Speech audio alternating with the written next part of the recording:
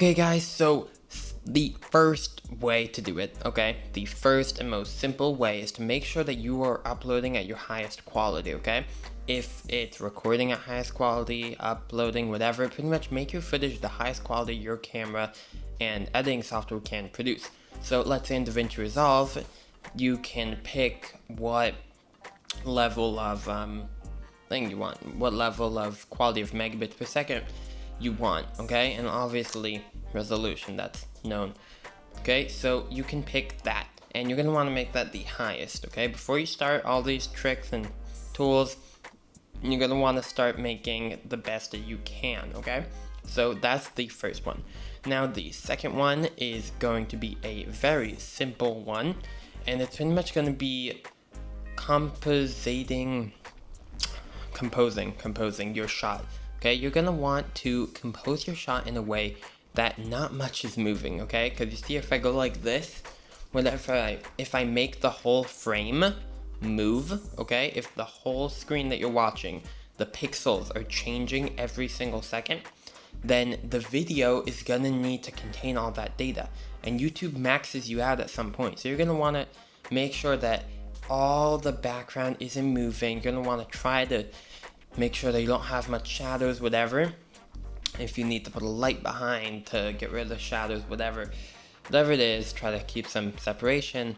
Anything that you can do to try to eliminate that factor of the shadows and background movements. Okay, sometimes you want that. Sometimes though, if you want to get the sharpest image quality on the face, whatever, on YouTube, you're gonna want to, and that's because I've been trying to explain here, they have this algorithm that like looks, okay, if that window isn't changing, okay, if it's not changing, nothing changes there, the whole video, then we can just put that as picture on top and just not move it and not waste any of our data, and then we can put more data here. So you're gonna want to do that, okay? Now, our last little tip, trick thing that we're going to want to do is make sure that you light your subject well, okay? So I'm lighting my subject, me, with here 2 lights, and I'm just having them like really close. You can lean one in like that. It's very close. This guy, here it is, 2 lights right on me, okay? And they're pretty close to me. So the idea is that the closer the lights are, the stronger they are. The problem is, you don't want it to be too strong, but also the closer the lights, the softer it is. So you can see here, I have a ND filter. So if I use the ND filter at its lowest capacity, see, it's terrible. So then I put the ND filter lower. You can see you can play with the exposure. So that's an ND filter. I can make a separate video on that. It's an amazing product. You should really go get yourself. I have a variable ND filter, so I'd spin there and change it, okay? So that's really good. And I got it for like $20 and maybe even less, I don't remember. And it's for a smartphone, so really useful. Get one of those because you would think just lower the exposure, but when you lower the exposure, you're actually pretty much lowering the shutter speed, and you don't want it to be too low. But also though, be careful that you're not, if you don't have much light, then don't do it, because you're not gonna have enough light anyways. You don't want to even lower it more. But if you are in a place like this and you have manual control over your ISO and shutter speed, which I can make a video of that too if you want, leave a comment and a like.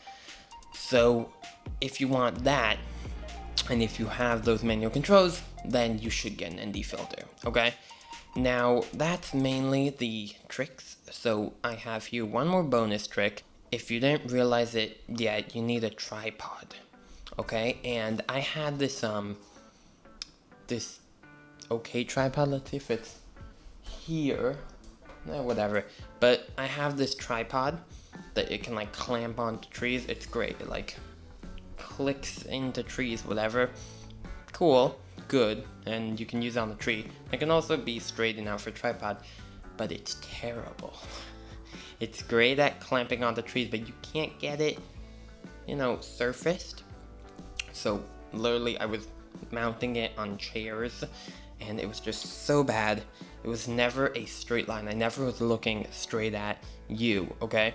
I was always looking like this kind of thing, and it was terrible. So you're gonna want to get yourself a decent solid tripod. Now you don't need to get an expensive one. I got a fairly expensive one for a smartphone, but you can get cheaper one, whatever. But you're gonna want to make sure that you have something that can stand high enough for you and that looks good, like looks strong, whatever. You don't want it to break.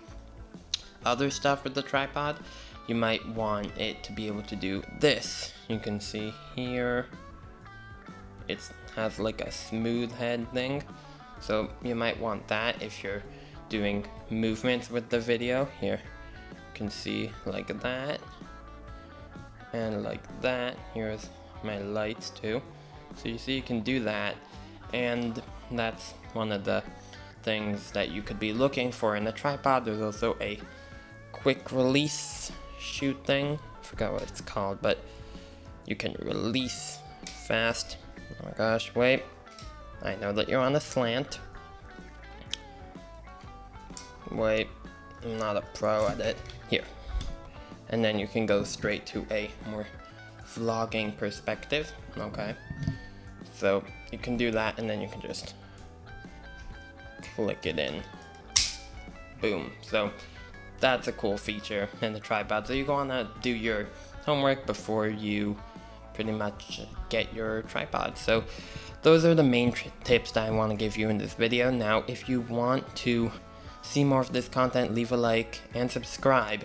And there's a little bell notification if you want to hear before everybody else. I also stream every Friday. I'm trying to stream every Friday, so you can come in Mixer. I stream, so you can just check that out in the link in the description. So hope you guys have a great day and good luck videoing. Bye.